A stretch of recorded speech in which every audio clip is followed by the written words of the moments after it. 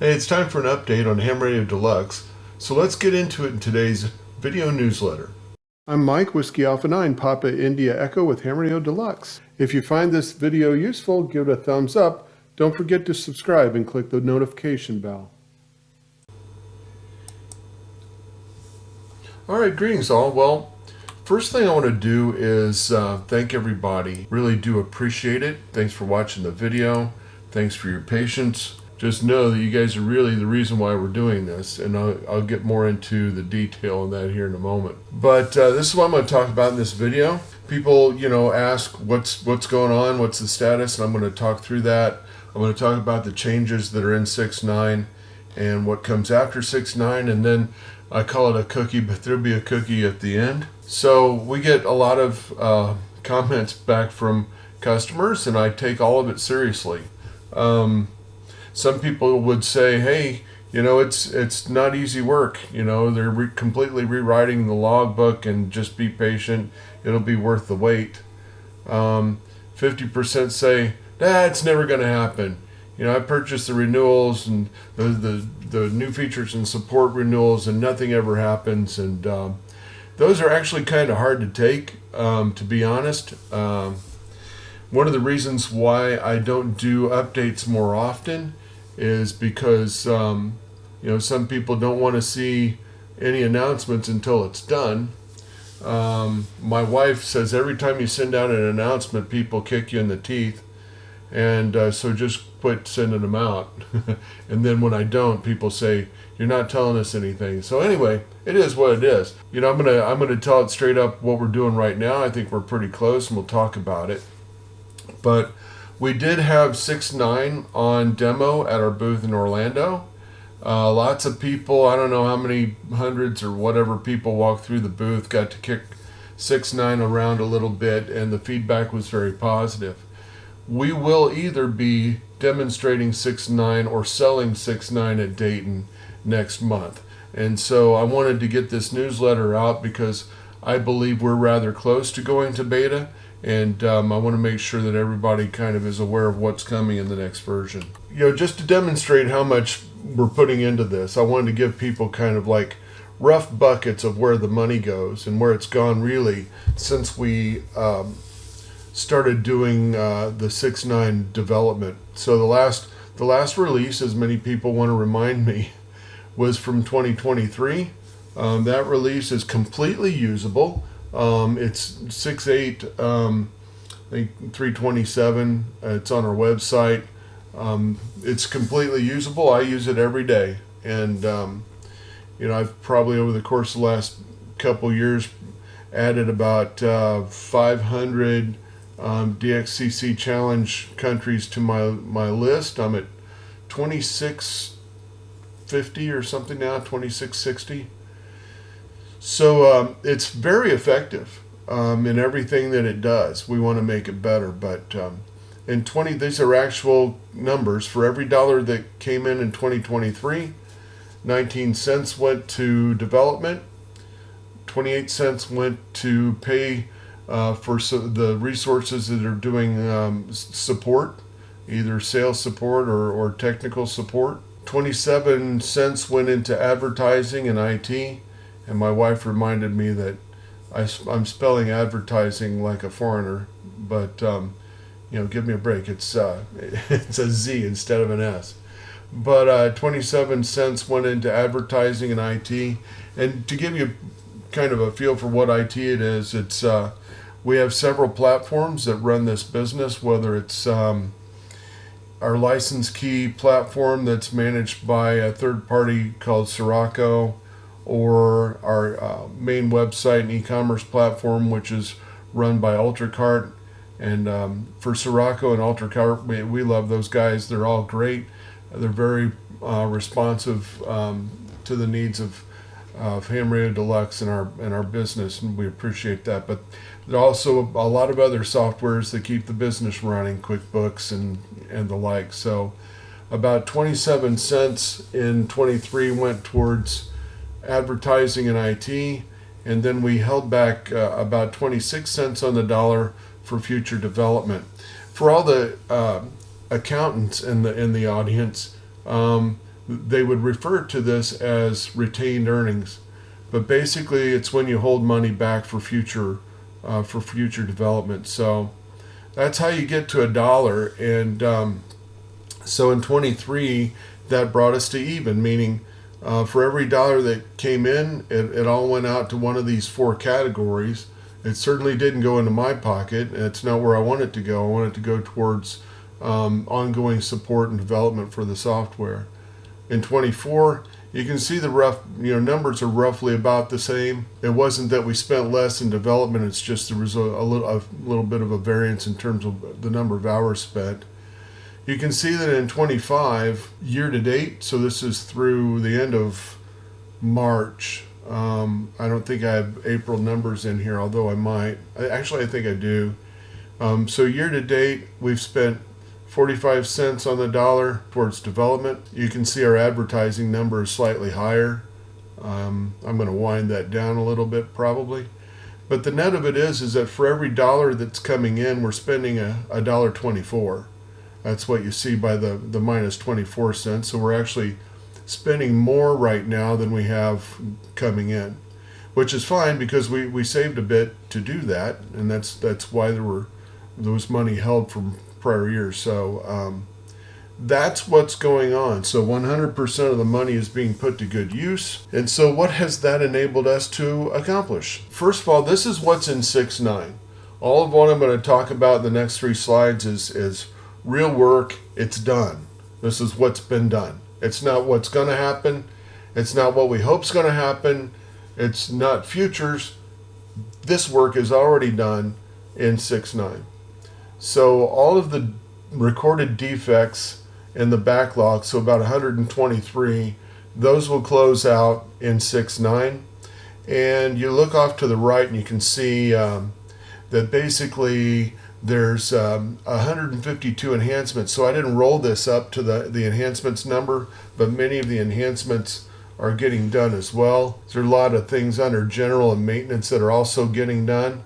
But as far as defects reported by our customers, 123 of those 123 are likely all going to get closed out as part of this. We've replaced Access with SQLite. That's been done. The 6.9 version is particularly quick. Actually, that's one of the reasons why it's taken us a while to get this done. The developers, when I demonstrated this in 2023 at Orlando, I was not happy with the speed of the application. So I went back to the developers and I said, it's kind of like Scotty in the, Star Trek, you go back and tell them in the engine room you need more speed and you're just giving it all you got, But I told them I wasn't happy with the performance, and so they said, well, a couple things here. One is you're going to have to get off of Access, and the other is you're going to have to get off of what is really an old code set developed in Microsoft Foundation classes, or MFC, and we can't, the developers, and this is a firm that does our development. They've done a lot of development for fairly well-known software gaming titles. One of the reasons why I selected them was because they're all about speed and they're all about a rich-looking user interface, and I'll get into that with rig control here in a moment, but they know what they're doing, so they said we can't fix the backlog of defects in your current code. Your current code has reached its end. You need to let go of it and move on. So that's what we've been doing, and so that's the elimination of Microsoft Foundation classes replaced by Qt, which enables us in the end to be able to run it on non-Windows platforms, and I'll hit that towards the end. Fully updated for the latest version of ADIF standard, and we've got a mechanism that allows us to very easily stay up to date with ADIF, because every time new fields are introduced in ADIF, you have to expand the database schema, and in the past there wasn't a good way to do that, so now we've got that taken care of. Remove the limitation of 10 stations, that's been out there for a while. Now the credentials are stored separately for each call sign that you have, or some cases you might have a contest call that you're using or a portable call or whatever, and then when you go into QRZ log, for example, you have to change the API key and so on. So now all those credentials are stored separately, so you won't have to, keep changing them or worry about that. The uploads are consolidated into a single tab. QSL data into a single tab. I'll demonstrate this here in a moment. And then microwave frequencies can now be logged. I just got an email from a customer saying, hey, when are you going to fix the problem where you can't log frequencies above whatever it was? That was a limitation of a number of things, but it wasn't fixable without moving off of MFC. We're supporting OAuth for Gmail and Yahoo, which enables you to be able to email your alarms without having to go and manage a different email platform to send out the alarms to your phone or to your email account. And context-sensitive help goes directly to online manuals. So let me take a moment and show you those changes. Okay, let me show some of those changes as far as the general improvements go, the ones that are visible. First of all, you can see SQLite is the database down here. That's currently running a version of MyLog that we're using for test. And then looking at the way credentials are stored,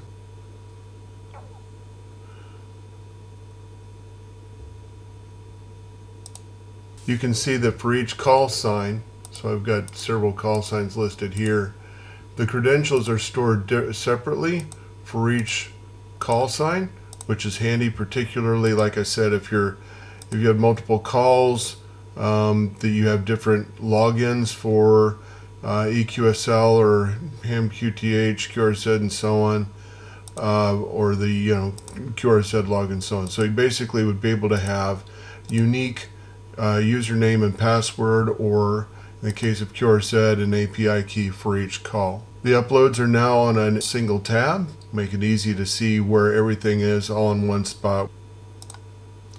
Also, QSL data is now all in one single tab, so it's cards, LOTW, and EQSL shown there. You can also see that now if both the RX and the TX frequency are both logged. This doesn't happen to be one that had it logged in the first place, but going forward, as it pulls the main and sub VFO or A and B out of your rig, it'll put those in there, and they'll be different if you're running split. Microwave frequencies will also be logged here. The frequencies can go way up to whatever you can operate in the ham bands, you'll be able to put it there. In the alarms email, it'll now connect easily to Gmail and Yahoo after they implemented some changes to their security there, so you won't have to worry about that in the future. And then again, like I said earlier, context sensitive help, so you basically can click this question mark icon down here and it will take you directly to the help page for whatever that happens to be. So those are the general improvements.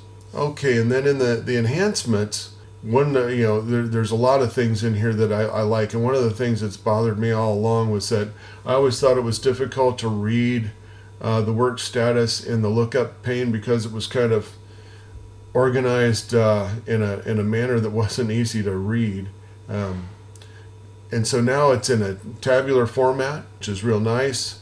We've added ATNO, or all-time new ones. For CQ zones, this is work status indicators. So we've added work status indicators for new countries, zones, states, grids, counties. Solar data now goes back to 1899, which is where NOAA starts their reports. Comment and DXCC work status indicators will be shown to band map.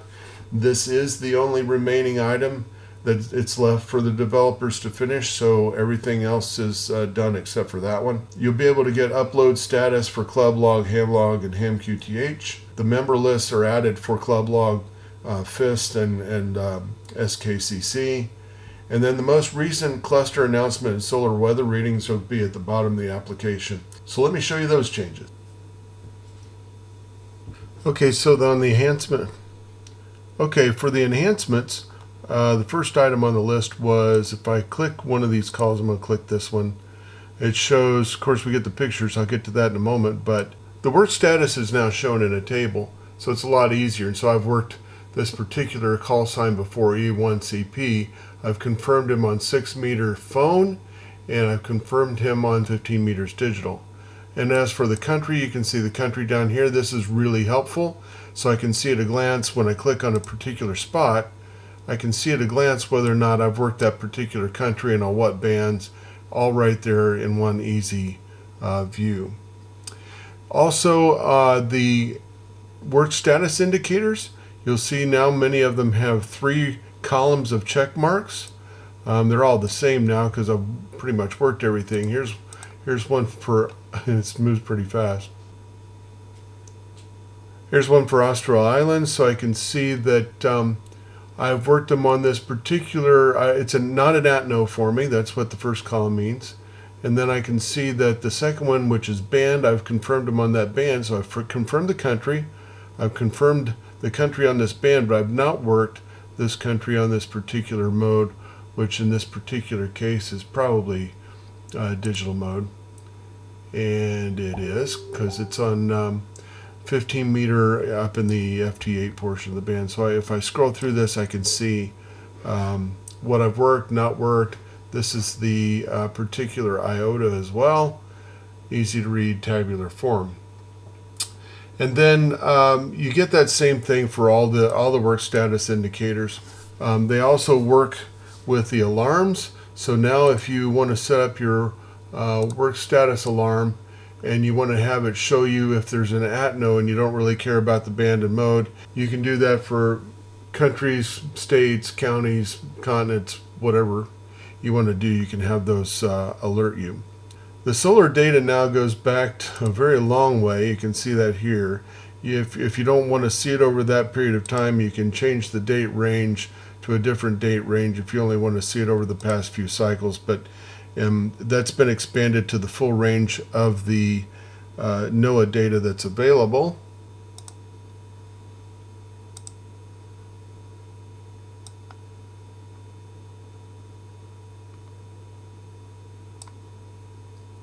And now you can also add columns if you want to know, as today, you can show whether or not they are a Logbook of the World member or user. I already have that one shown. You can also do that for EQSL, but in the future you've got club log participants, FIS or SKCC, which you can show in your layout if you want to make sure you're able to work new ones and get them confirmed that way. Last thing is that down here at the bottom, you see the most recent DX cluster announcements there, the most recent solar weather from WCY and WWV. That saves you from having to go, say, click through this to see the most recent announcement. Whenever there's a new announcement or new weather, it'll show this at the bottom of the screen. As far as feature additions are concerned, we've added dark mode. A lot of people have asked for that. The ability to download and display QRZ images in the lookup pane and in the ALE has been added. There's a map display in the ALE, so you can see where the station is specifically that you're logging, and you'll be able to drill down in that map. We've added support for POTA, SOTA, worldwide flora and fauna, and the Umbrava light. I posted a video on this here pretty recently on the Facebook page. What that's all about is basically you can buy this what's really a busy status lamp for contact centers. They're not that expensive. You can connect it to your computer, and when your new DX alarm goes off, your light at your desk will blink, so you know there's something over there that you need to go and take a look at. So let me show you those changes. As far as the features are concerned, one of the most requested features was dark mode. So basically you'll find dark theme in here. If you click on it, it'll give you dark mode. Pretty straightforward. And then, so we now have the ability to display the QRZ images in the lookup pane. So if I click on a call sign, it'll show me the image from the QRZ page. If I go to log it, it'll show the image here as well. That's even true for QSOs that are already in my log. But now that I've got this here, I can show you that you can also see the map there, so we can see where that particular station's operating from. Both of those are features. Like I said, I could go and open up another QSO in the log. It's going to show the image. Same thing with the map. Pretty interesting stuff. As well as the ability to do SOTA, POTA, and worldwide flora and fauna. If I go and open one of these QSOs here, just to show you the tabs, here's POTA, SOTA, worldwide flora and fauna. And if I don't know what the POTA reference number is, I can click here. I can put in Yosemite, for example, and if I double click it, it'll fill in the information here. As you know, sometimes these locations or these parks are quite big. They go across multiple grids, so you'll have the ability to put in multiple grids. Also helps for contest and or awards tracking to have multiple grids in a single field. You also have the ability to do alarms for the what's called the UDP light pole, but that's actually the Embrava blink light. There's probably a couple others that do the same thing, but Embrava is the one that we use to test. Okay, then as far as what comes next, we will have, this is what's in the development queue. And so as I say on a subsequent slide here, I can tell you what, but I'm not going to tell you when. A lot of people say, you've been promising this stuff for, whatever. I'm not here to make promises. I'm here to tell you what we're working on. So the next application that follows is a rewrite for rig control. And in rig control, you'll have fresh look. You can have it look like your radio if you want to, or you can have it look like the traditional rig control screen that's currently there. You'll have the ability, or will have the ability, to maintain rig control commands outside of code, so we can add radios through a download, kind of like the downloading the country list or something like that. So we won't have to do a software update. So if a new radio is released, and arguably we're behind on this, and it'll be good to get this done, and we'll be able to add radios pretty quickly. This work has already begun. So as we're really pretty close to beta on Logbook, some of the developers and QA members have been moved off into rig control to get that started. Beyond that will be a rewrite for DM780, a rewrite for rotor control, and a rewrite for satellite tracking. So each of these once each of these applications is done, we'll be able to do maintenance releases. Like for example, I'm showing version 6.9.2 would be a maintenance release for Logbook. And once we're done with rig control, we can do 6.10.2 or whatever, and continue to maintain the applications that we've already released at that point. And so, we'll use the same approach of getting through the backlog of defects, enhancements, and features as we go forward. And, what I guess I would say is Logbook is the most complex of all the applications, and that's why it's taken longer. We don't anticipate as much time in development on the other applications. And as someone said to me earlier, one of our customers said, hey, I'm 73 years old. Am I going to live long enough to see all this happen? And here's the deal. I'm 65, or no. I'm 64 as of tomorrow. Happy birthday to me, 64. And I want to be here long enough to see all this stuff happen. That's why I bought the application from Simon. We want to get this stuff done. So I want to be able to use it and enjoy it. So as I said, in the end, I can tell you what, but I can't tell you when. But once all the other applications are rewritten, we'll release something called version 7. It'll contain all those rewrites. It'll contain all the full backlog of the enhancements requests that are remaining. It'll have a new application called HRD Global View, which will be a replacement for the Mapper application. Really excited about that. It'll be kind of a combination of Grid Tracker and the big map that people are using to show, all the events on their screen, and you'll be able to cast that to a 4K display if you want to put it on a screen or a TV in your shack. We'll have an additional application available for contesting. It'll run on Mac, Windows, Linux, and it'll be 64-bit. So that's what we're working towards. And as I said, there's a cookie at the end, and literally if you use the coupon code cookie for 35% off, you can use that for purchasing the software or purchasing new features and support renewals. These are really, as you saw on the, we're overspending our budget right now, and all of this helps defer the cost, and it keeps development going. So we really do appreciate it when you buy new features and support renewals. For those that don't use support, we push the money towards getting development done, and it's really helpful. So we appreciate your support.